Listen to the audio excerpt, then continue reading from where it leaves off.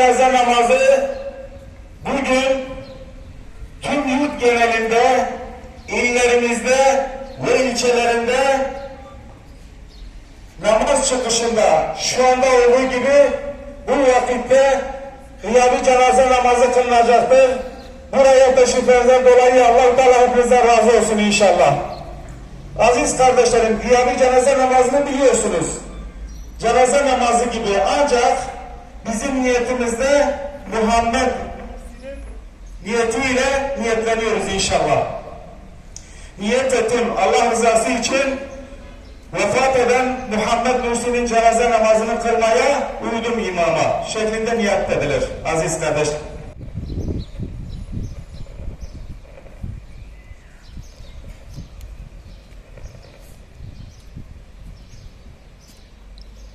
Allahu Ekber.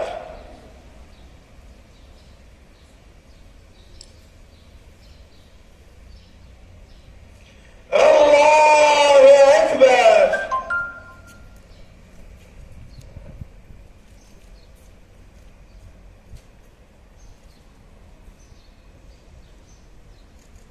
Allahu Ekber.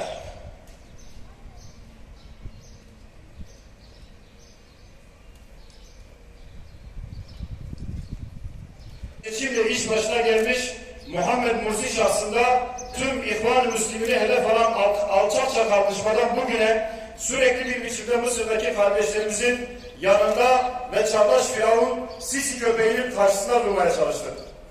Bu süreçte bütün dünyanın gerçek yüzünü de gördük. Sözde demokrasi havarisi kesilen alçakların kirli oyunlarını da. Ancak dertlerini yüreklerimizde ne kadar hissedersek edelim, asıl bedeli Baltacı alçakların cadı avlarına maruz kalan, çocukları, eşleri gözlerinin önünde şehit edilen, zindanlarda türlü işkencelere uğrayan kardeşlerimiz ödediler.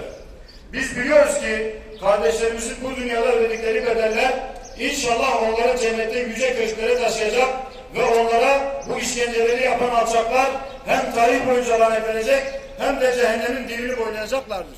Kahrolsun küresel emperyalizm!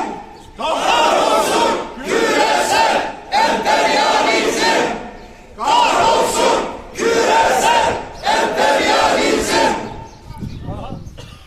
İbrahim suresi 42. ayette Yüce Rabbimizin buyurduğu gibi bizler Allah'ı zalimlerin yaptıklarından habersiz sanmıyoruz. Biliyoruz ki o onları gözlerin dehşetle belirleyeceği bir güne ertelemektedir.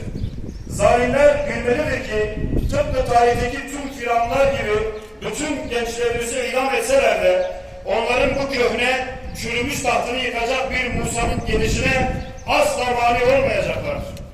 Ancak biz Müslümanlar Musa'ları bekleyenler değil, Musa olmaya çalışanlar, Musa'lar yetiştirmeye çalışanlar olarak elimizden gelenin en iyisini yapmak zorundayız.